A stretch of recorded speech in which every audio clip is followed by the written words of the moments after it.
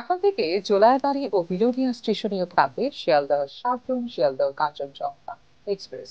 পরীক্ষামূলকভাবে এই দুটি স্টপেজ চালু করা হয়েছে বলে জানিয়েছে উত্তর পূর্ব সীমান্ত রেল কর্তৃপক্ষ। 2024 সালে জুন মাসে সাবরুম শিয়ালদহ কাঞ্চনজঙ্ঘা এক্সপ্রেস চালু হওয়ার পর থেকেই বিলোনিয়াতে স্টপেজ চেয়ে আসছিলেন দক্ষিণ ত্রিপুরার সাধারণ মানুষ ও বিভিন্ন রাজনৈতিক দল। এবার পূরণ হলো সেটির প্রতিদিনের দাবি। পাশাপাশি জোলাইবাড়িতেও আনা হয়েছে স্টপেজের আওতায়। এদিকে জোলাইবাড়িতে স্টপেজ ঘোষণার পর হতাশ হয়েছেন মনুবাজার এলাকার বাসিন্দারা। কারণ দক্ষিণ ত্রিপুরার সবচেয়ে যাত্রীবহুল স্টেশনগুলোর একটি হলো মনুবাজার, যেখানে যাত্রীর সংখ্যা জোলাইবাড়ির থেকেও বেশি।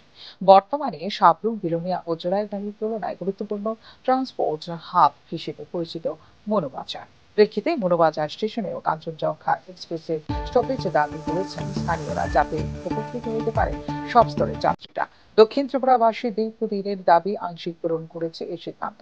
যদি ভবিষ্যতে যাত্রী সংখ্যা ও জনচাপ আরও বাড়ে, মনুবাজারকেও স্টপেজের আওতায় আনতে পারে বলে প্রত্যাশা সংশ্লিষ্ট এলাকার সাধারণ মানুষের।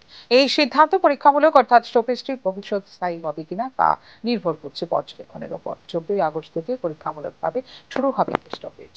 13,174 নম্বরের সাবরুম শিয়ালদহ কাঞ্চনজঙ্ঘা এক্সপ্রেস জলাইবাড়ি স্টেশন এসে পৌঁছবে ভোর 6টা 26 মিনিটে।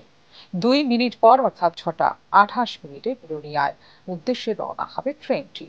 ভোর 6টা 46 মিনিটে বিলোনিয়ায় পৌঁছে সাবরুমের উদ্দেশ্যে রওনা হবে কাঞ্চনজঙ্ঘা এক্সপ্রেস। অপরদিকে 17,134 নম্বরের শিয়ালদহ সাবরুম কাঞ্চনজঙ্ঘা এক্সপ্রেস ট্রেনটি বিলোনিয়া স্টেশনে থামবে রাত্রি 7টা 12 মিনিটে। 7টা 14 মিনিটে জোলাইবাড়ির উদ্দেশ্যে রওনা হবে ট্রেনটি। এক্ষেত্রে রাত্রি 7টা 28 মিনিটে জোলাইবাড়িতে এসে পৌঁছবে কাঞ্চনজঙ্ঘা এক্সপ্রেস। 2 মিনিট স্টপেজ দেওয়ার পর রাত্রি 7টা 30 মিনিটে সাবরুমের উদ্দেশ্যে রওনা হবে ট্রেনটি। ফিউরো রিপোর্ট, নিউজ নাও।